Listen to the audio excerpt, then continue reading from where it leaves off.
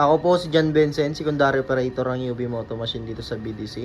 Ito po yung UV rotary printer. As of today, madalas po itong gamitin at naka 740 pieces kami run last week. At bihira lang po ito magpahinga. At sa consumable naman po namin is wala naman po kaming na-consume. Ito naman po ang aming ink. Nasa tangke naman na po. Ito naman po ang aming project inventory. Good for 2 weeks pa naman po. At ito naman po ang aming EVR. Maayos naman po. Ito naman po ang aming waste tank area. At ang last disposal po ng waste ink namin is kanina lang po. Ito naman po ang aming capping area. Ito naman po ang aming head. Ito naman po ang tamang pag-nozzle check.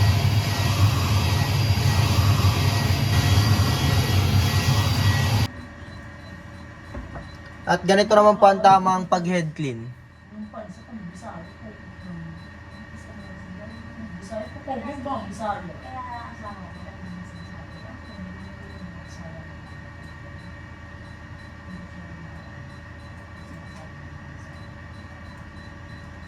Yan, okay na po yan.